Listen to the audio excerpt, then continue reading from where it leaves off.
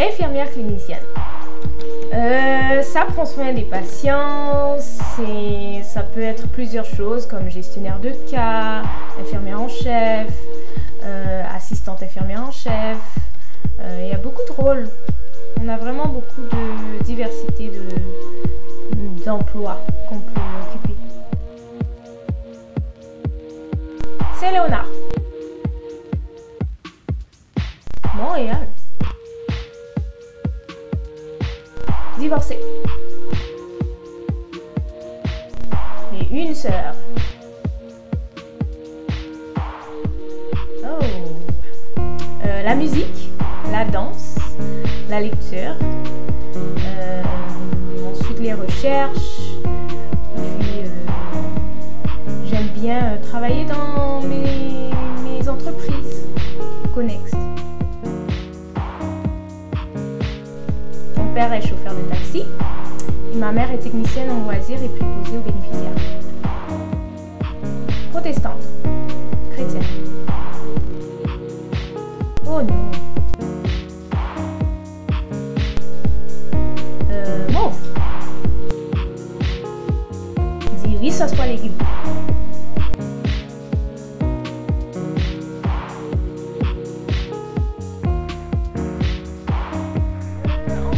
Oui, depuis mon jeune âge, j'étais vraiment intéressée par la médecine en général. Et de nature, j'aime prendre soin des gens. Donc pour moi, c'était tout naturel d'aller vers ce milieu. Puis j'aime être au chevet des patients, la relation d'aide. C'est quelque chose de très naturel chez moi, donc voilà. Je me décris comme une personne joviale, une personne aidante, une personne qui aime apprendre, une personne très diversifiée sur ses loisirs et ses passions, qui est à l'écoute. Je suis passionnée par ce que je fais, donc je mets toute mon énergie dans ce que j'aime faire. Oh, moi j'ai plein de métiers que j'aurais aimé faire, comme par exemple, j'aurais aimé être naturopathe, j'aurais aimé être professeur de danse, j'aurais aimé être agent de bord. J'ai beaucoup de différents centres d'intérêt, alors ça peut être infini la liste des choses que j'aurais aimé faire. Bon, c'est sûr que nous, on a été exposés aux deux cultures, c'est-à-dire la culture haïtienne et la culture québécoise. Donc c'est sûr que nous, on a plus un mélange dans les deux mentalités. Je me rappelle en grandissant, il y avait beaucoup de choses que, par exemple, avec nos amis de l'église, c'était pas le même vibe qu'avec nos amis de l'école. Donc il y a beaucoup de différences, mais il y a beaucoup de similitudes. Donc c'est ça que je pourrais dire. Ben moi, je trouve qu'on évolue bien, non seulement en tant que communauté. Il y a quelques années déjà, je peux dire comme peut-être 2 ans, je vois les gens qui encouragent les entreprises qui ont des propriétaires noirs, je vois des groupes se former pour justement uplift la communauté, encourager les siens, garder notre économie entre nous. Et que je trouve que c'est tous des moyens d'avancer. Au niveau de la santé, c'est sûr qu'on est en priorité. Moi, ce que j'ai remarqué dernièrement, c'est qu'il y a beaucoup de femmes noires qui sont au niveau plus haut, donc comme l'assistante infirmière chef, des postes qui sont beaucoup plus prisés. Je vois mes collègues qui sont noirs et ça me fait penser qu'on avance, on fait vraiment des grands pas à ce niveau-là. Oh, je dois piger.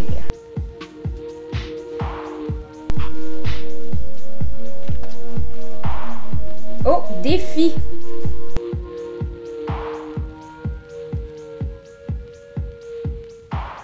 Ben, je vais prendre celui-là, quoi.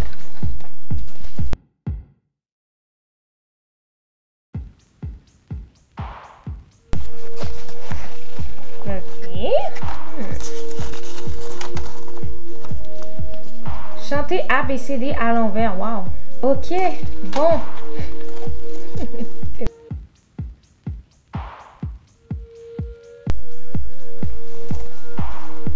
Je vais mets sur mon chapeau, ça va?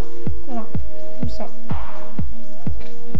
Est-ce que je peux réfléchir un peu à ce que je vais chanter? Oh, Z, waouh. Ok, on va essayer.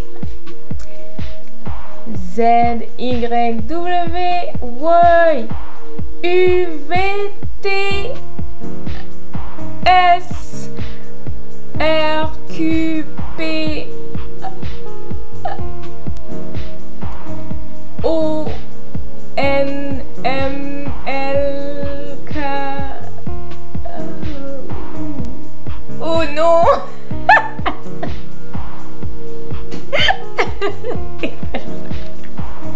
J'aimerais faire Peter, non, sorry. Il faut que je le fasse une fois à l'endroit avant.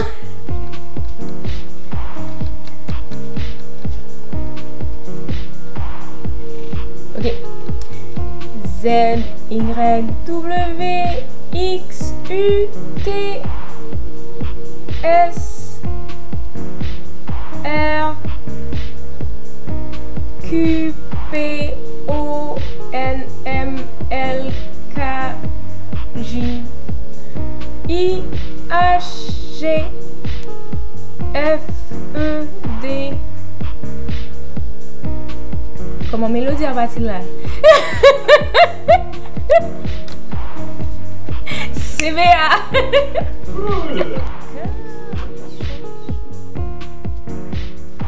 Orange. Question professionnelle.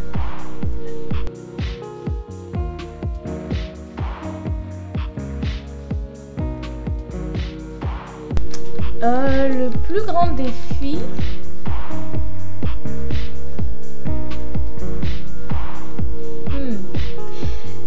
Je crois que c'est quand j'ai eu affaire à un grand chef qui avait des désirs à lui qui étaient contraires aux lois de notre établissement. Ça, c'était un grand défi. Ouais. Mais ça a été très difficile parce que c'était une question de soins palliatifs. Donc, le médecin, il avait une grande influence, mais en même temps, on devait faire respecter les lois de l'établissement. Et donc, c'était vraiment un conflit éthique qu'on a réussi à s'accommoder et à s'entendre au final pour que ses désirs soient respectés et que les lois de l'établissement soient respectées.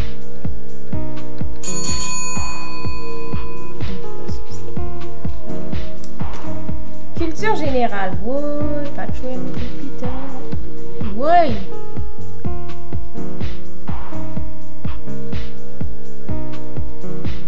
L'océan Pacifique.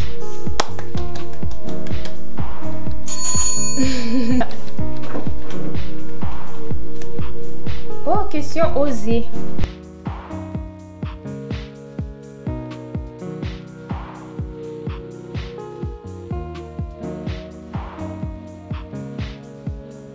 Oh, je vais prendre ce truc.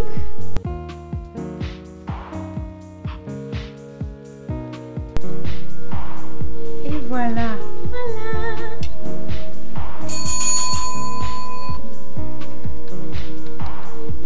Ah, défi. Voilà, je choisis plus les boîtes cette fois-ci. C'est bon, je vais prendre celui-là. C'est quoi ce défi-là?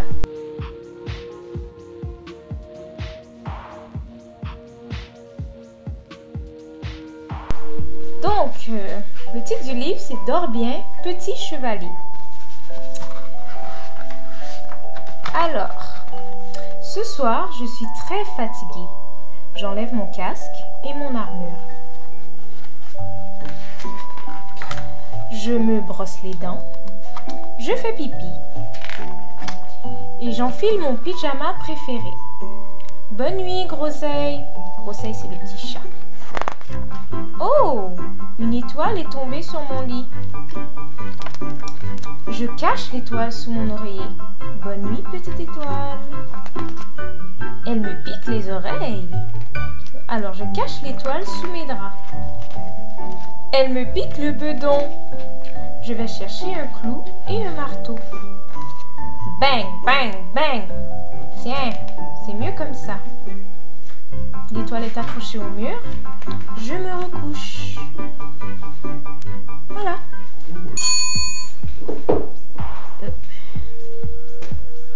Question personnelle. Oh, comment je suis en peine d'amour? Mais c'est sûr qu'il y a les phases du deuil, hein, comme on apprend, la colère, la tristesse, le regret, l'acceptation. Je pense que je passe par un peu toutes les phases. C'est sûr que si c'est quelqu'un que j'ai beaucoup aimé, je vais pleurer longtemps. Ensuite, il y a la colère. Oh, pourquoi il m'a fait ci, pourquoi il m'a fait ça. Et ensuite, tranquillement, je me dis qu'il y a mieux pour moi et une porte qui se ferme, ça laisse la place pour qu'une meilleure porte s'ouvre. Donc c'est comme ça que je le vois.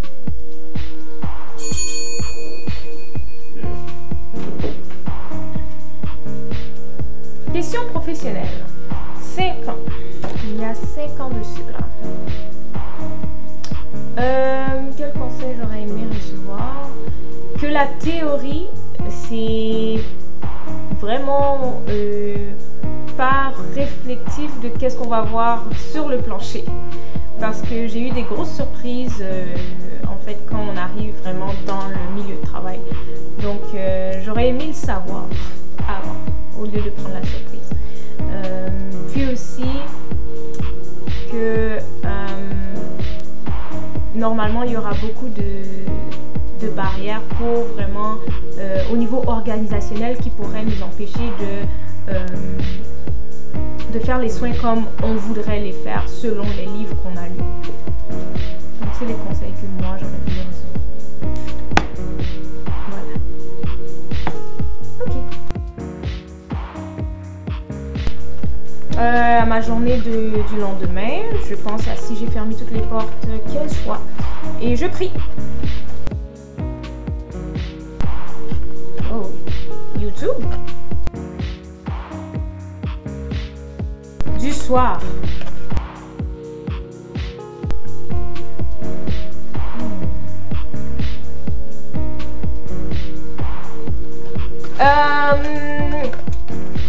Wow, tu me prends de court. T'as une autre question? Dans un centre d'appel. De mourir et de laisser ma fille. Qu'est-ce qui me fait rire? Quand ma fille dit t'es drôle, maman. Il y a une semaine à l'enterrement de mon oncle. Mon plus gros regret? Oh. Écoute, j'essaie de ne pas avoir de regrets dans la vie. C'est très difficile à répondre. T'as une autre question?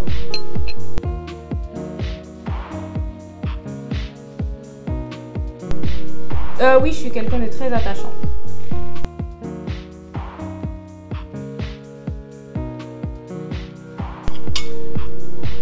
Qu'est-ce qui peut m'exciter en éveil? Quelqu'un qui vient me parler des projets. Oh non, fais pas ça. On fait pas ça. Non, fermé.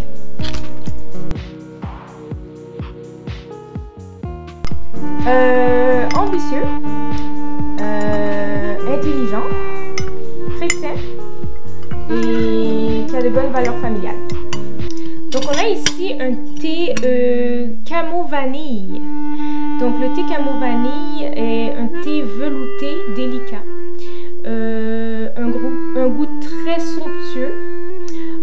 On peut y retrouver la camomille, la vanille comme le nom le dit, et aussi du miel pour adoucir le tout. Donc c'est vraiment un thé velouté qui va adoucir nos papilles et qui va nous relaxer avant le dodo.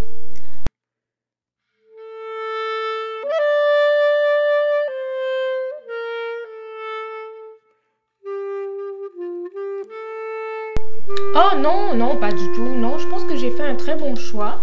Mais je pense que j'étais très limitée aussi à savoir où est-ce que je pouvais me diriger. C'est sûr que quand on sort de l'école, on nous dit, on essaie de trouver un poste à l'hôpital, tout ça. Ensuite, j'ai découvert qu'on pouvait vraiment être partout, dans les CLSC, dans les écoles, dans les centres de détention, même dans l'armée, et on peut travailler. Donc, c'est vraiment plus vaste que qu'est-ce que j'avais pensé au début, mais au contraire, ça fait juste me montrer que je vais jamais m'ennuyer parce que j'aurai toujours des possibilités de diversifier ma pratique, donc c'est une bonne chose pour moi. C'était un bon choix. En fait, c'est de se faire un agenda, c'est de se planifier. Parce que c'est sûr que le travail prend beaucoup de mon temps. J'ai plusieurs sources de travail. J'ai le CLSC, j'ai l'hôpital. Je travaille aussi pour une pharmacie privée. Mais qu'est-ce que je trouve, c'est de vraiment essayer de me dire que, OK, dans un mois, voilà tant de temps que je vais accorder à l'un et à l'autre. Pour mes loisirs, c'est sûr que c'est la fin de semaine, comme par exemple la danse. Je vais essayer le plus possible quand j'ai des congés la fin de semaine, vu que je travaille juste une fin de semaine sur 3. Donc j'ai 2 fins de semaine de libre pour faire ce que je veux. Donc j'essaie de prendre la journée que j'ai le plus libre pour faire mes autres loisirs, donc c'est-à-dire mes autres sources de revenus, et puis la danse, la lecture. Et moi au début je voulais attendre, je voulais voyager, profiter de la vie et ensuite avoir un enfant. Mais avoir eu mon enfant jeune, je me dis que je sortirai de l'étape enfant, là où je peux vraiment pas nécessairement bouger ou faire tout ce que je veux. Je vais sortir de cette phase-là assez tôt. Alors j'aurai un grand temps pour pouvoir faire autre chose. Donc moi je pense que c'est vraiment l'idéal. On a nos enfants tôt, comme ça, bien le plus tôt on peut même voyager avec eux, faire beaucoup d'expériences en étant jeune avec eux. On a plus d'énergie aussi pour être avec eux. Là, quand j'y repense, je me dis, j'ai 30 ans, je me vois pas dans 5 ans penser à avoir un enfant. S'il faut que j'en aille, ça devrait être maintenant, comme ça je peux profiter de la vie le plus tôt possible et avec mes enfants aussi. Pause. Non, en fait, c'est vraiment la pandémie, comme tu l'as dit, ça a créé des problèmes, ça a amplifié les problèmes qui étaient déjà là. C'est-à-dire le manque de staff est devenu plus grand, ça devient beaucoup plus difficile de prodiguer des soins de qualité, le personnel est brûlé. C'est vrai que c'est pas les conditions idéales pour aller se lancer dans le système de la santé.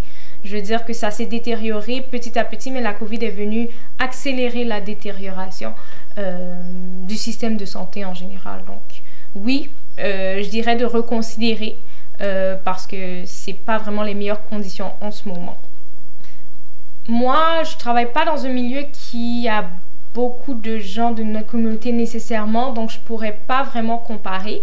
Moi, je pense que le racisme ça va prendre du temps avant que ça soit absent. Je crois qu'il y aura toujours une situation quelconque, et pas seulement avec nos collègues de travail, mais plus avec la clientèle, surtout quand la clientèle est vieillissante.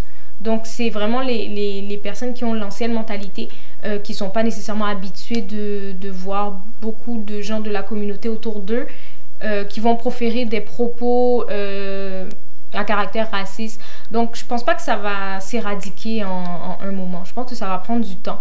Mais oui, le fait que justement, comme je l'avais dit tout à l'heure, on a des positions plus prisées, on voit nos sœurs qui sont haut placées au niveau de la santé, des postes.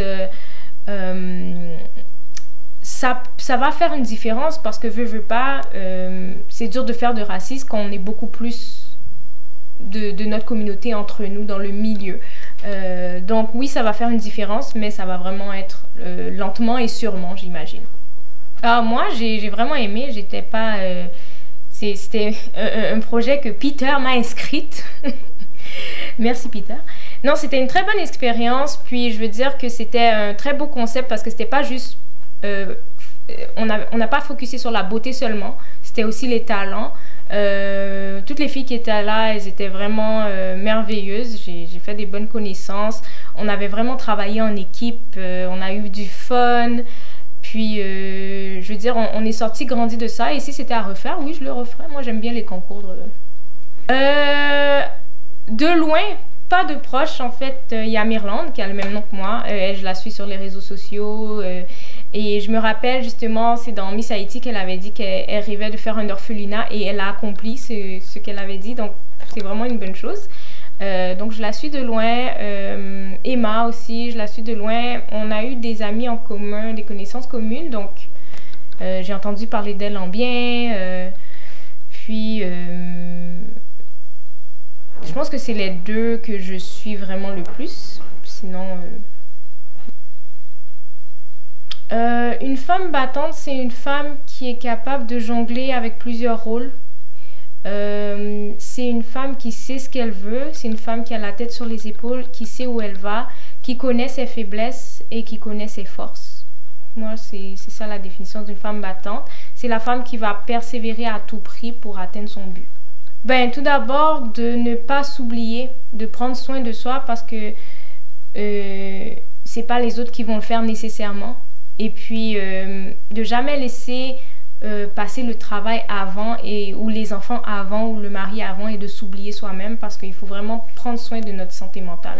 En tant que femme, on se met beaucoup sur les épaules, on pense qu'on peut tout faire, mais à un moment donné, ça nous rattrape. Alors, c'est mieux de vraiment essayer de prendre toujours un moment pour s'occuper de soi. Moi, je pense que c'est très important. Mais aux hommes ou aux pères, je dirais... prenez vos responsabilités. C'est pas parce que la femme a porté l'enfant que ça incombe à elle de prendre toutes les responsabilités sur son dos. Faites votre part. Essayez d'avoir conscience de vos tâches et les tâches de la femme qui est avec vous. Essayez de rendre la vie de l'autre plus facile. Et ça, c'est pour n'importe qui. Essayez de rendre la vie de l'autre plus facile. Prenez soin de vous. Parce qu'on a appris avec la pandémie, prenez soin de vous, prenez soin des gens que vous aimez. Attendez pas que la personne se retrouve en dépression. Qu'un contact avec mon aimé, parce que c'est très important. Souvent, on est très individualiste dans nos affaires. Prenez contact, socialisez, prenez soin des gens que vous aimez.